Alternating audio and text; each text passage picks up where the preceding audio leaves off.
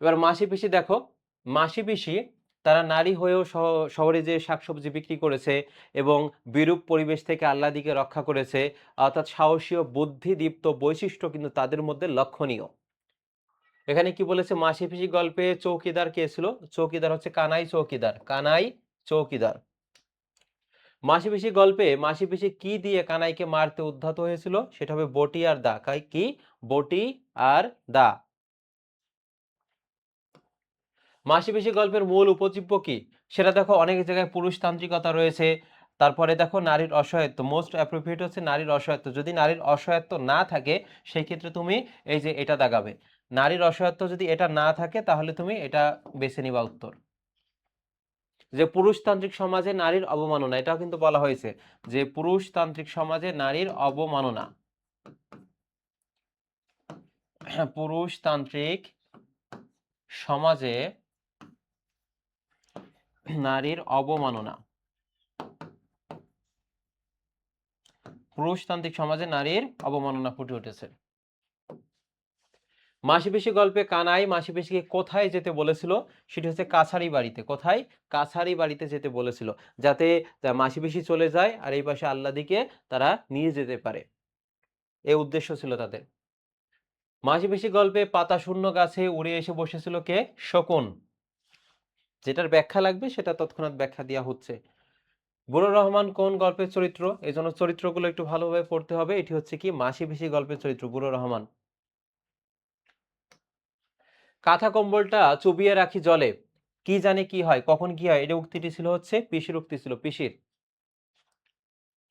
মানিক বন্দ্যোপাধ্যায়ের পিতৃপদার্থ, তার পিতার দেয়া নাম কি ছিল? প্রবোধ কুমার বন্দ্যোপাধ্যায়। এখানে মুখোপাধ্যায় হবে না, এটা কি হবে? এই যে বন্দ্যোপাধ্যায় হবে। প্রবোধ কুমার বন্দ্যোপাধ্যায়, এটা হচ্ছে মুখ হবে না, বন্দ্যোপাধ্যায় হবে। মানিক বন্দ্যোপাধ্যায়ের জন্মস্থান কোথায়? যে সাঁওতালে যে পরগনা দুমকাই, এটা কি হবে? দুমকাই। মাসি পিসি গল্পে আল্লাদির দিকে কে ছলছল দৃষ্টিতে তাকিয়েছিল? সেটা হচ্ছে বুড়ো রহমান, কারণ তারও একটা মেয়ে ছিল, মারা গিয়েছিল আর কি, নির্যাতন শিকার হয়ে আর কি, নির্যাতনের শিকার হয়ে।